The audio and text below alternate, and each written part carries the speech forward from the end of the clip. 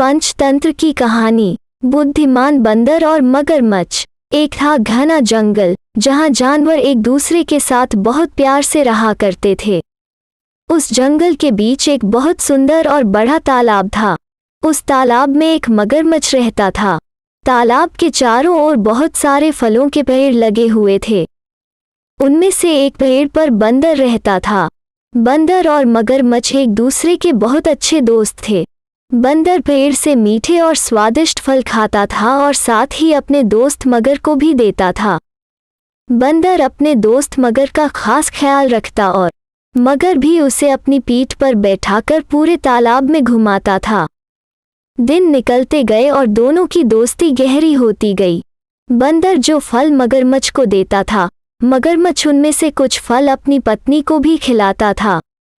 दोनों फलों को बड़े ही चाव से खाते थे। बहुत दिनों के बाद एक बार मगर की पत्नी ने कहा कि बंदर तो हमेशा ही स्वादिष्ट फल खाता रहता है, जरा सोचो उसका कलेजा कितना स्वादिष्ट होगा। वो मगर से जिद करने लगी कि उसे बंदर का कलेजा खाना है। मगर ने उसे समझाने की कोशिश की, लेकिन उसने नहीं माना और वो मगर से रूठ गई। अब मगर को न चाहते हुए भी हाँ बोलना पड़ा। उसने कहा कि वो दूसरे दिन बंदर को अपनी गुफा में लेकर आ जाएगा, तब उसका कलेजा निकालकर खा लेना। इसके बाद मगर की पत्नी मान गई। हर दिन की तरह स्वादिष्ट फलों के साथ बंदर मगर का इंतजार करने लगा। कुछ ही देर में मगर भी आ गया और दोनों ने मिलकर फल खाए।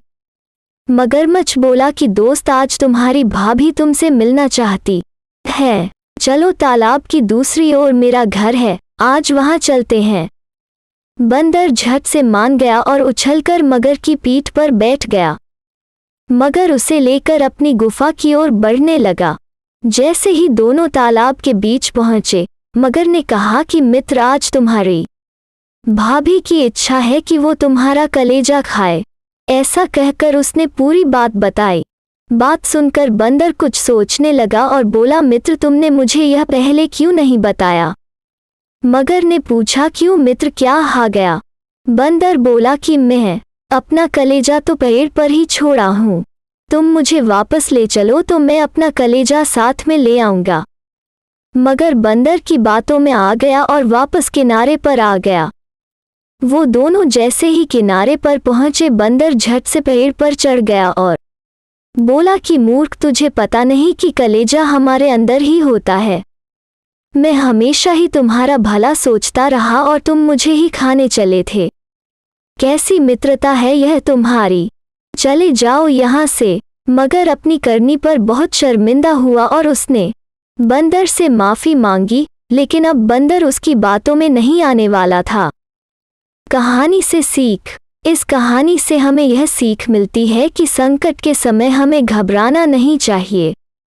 मुसीबत के समय अपनी बुद्धि का उपयोग कर उसे दूर करने का उपाय सोचना चाहिए।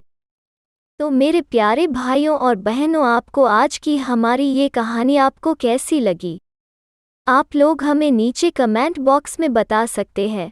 साथ ही ऐसी ही और मज़ेदार कहानियों के लिए आप हमारे चैनल YSP बुक स्टोरी को सब्सक्राइब करके बेल बटन ज़रूर दबाएं। धन्यवाद।